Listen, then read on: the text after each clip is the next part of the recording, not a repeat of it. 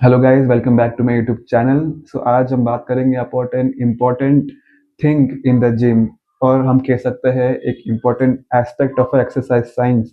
बहुत सारे ट्रेनर्स या जो जिम में वर्कआउट करने आते हैं वो बोलते हैं कि बिगिनर्स को मशीन में एक्सरसाइज करनी चाहिए, जैसे कि leg extension, leg curl, machine chest press, machine shoulder press.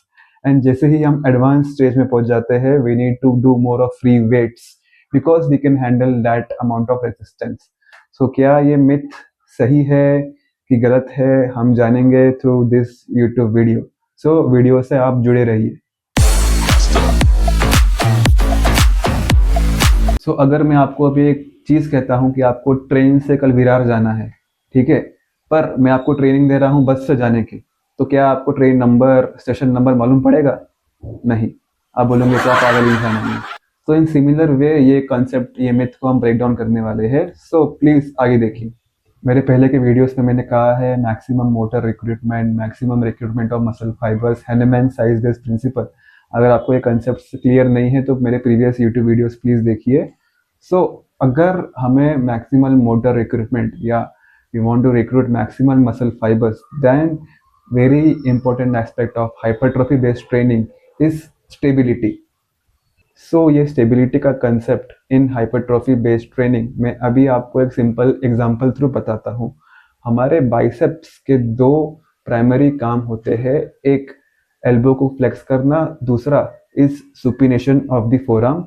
This is pronation of the forearm, this is supination of the forearm. Okay. So जब भी हम अपने कैपेसिटी के ज़्यादा डंबल बाइसेप कर्ल या वेटेड बाइसेप कर्ल करते हैं तो आपने देखा रहेगा बहुत लोग क्या करते हैं, अपने बैक को पीछे लाते हैं, देन डंबल को ऊपर लेके आते हैं। तो यहाँ पे दो चीजें हो रही है, one is hip flexion, then जब हम ऊपर आ रहे हैं स्पाइनल फ्लेक्शन, फिर जाके हम परफॉर्म कर रहे हैं elbow flexion and supination of the forearm. So इसमें क्या हो रहा है, बहुत चीजें एक साथ हो रही है। जब भी बहुत सारी चीज़ें एक साथ हो रही है, hip flexion, spinal flexion, elbow flexion, supination of the forearm, हमारे बॉडी क्या करते हैं, थ्रू न्यूरॉन्स कमांड भेजते हैं टू परफॉर्म दैट मूवमेंट। यानी बॉडी बोल रही है भैया बहुत सारा काम करना है, ये ले तू एक कमांड जा, तू दूसरा कमांड जा, तू तीसरा कमांड जा। यहाँ पे rather than training only our elbow flexion and supination of the forearm, हम यहाँ पे हिप फ्लेक्शन भी परफॉर्म कर बैठे, स्पाइनल फ्लेक्शन भी परफॉर्म कर बैठे।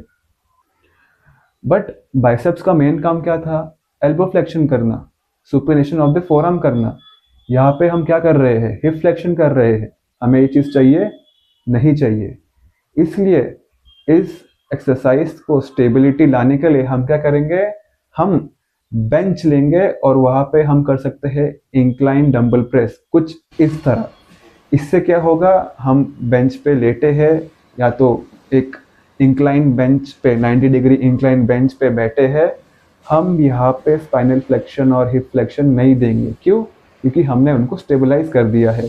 हम सिर्फ यहाँ पे फोकस कर सकते हैं on primary movement of our bicep, that is elbow flexion and supination of the forearm. इसी कंसेप्ट को हम कहते हैं स्टेबिलिटी। तो यहाँ पे हम लोग अपने मेन क्वेश्चन पे आते हैं, क्या मशीन बेस्ड एक्सरसाइज बिगिनर्स को करनी चाहिए और कंपाउंड मूवमेंट्स जो है एडवांस लिफ्टर को करनी चाहिए to achieve more muscle mass in an hypertrophy based training? इसका आंसर होगा, चाहे वो बिगिनर हो चाहे वो एडवांस हो, दोनों का एक ही गोल होगा in hypertrophy based training is more recruitment of motor units and more recruitment of muscle fibres. How to achieve this? इसका सिंपल एंड स्वीट आंसर है, जो मसल ग्रुप को हम ट्रेन कर रहे हैं उसके प्राइमरी मूवमेंट पे फोकस करना। जैसे मैंने अभी एग्जांपल दिया था अबाउट बाइसेप कर्ल, कैसे हमने एक बेंच का उपयोग करके बाइसेप कर्ल्स को मोर इफेक्टिव बना दिया by bringing stability into picture. Machines को डिज़ाइन ही इस तरीके से किया जाता है कि हम जो मसल ग्रुप को ट्रेन करना चाहते हैं, हम सिर्फ और सिर्फ उसके प्राइमरी मूवमेंट को ही ट्रेन करें। If you like this information, you can like my video and you can subscribe for more such content. तब तक के लिए थैंक यू सो मच।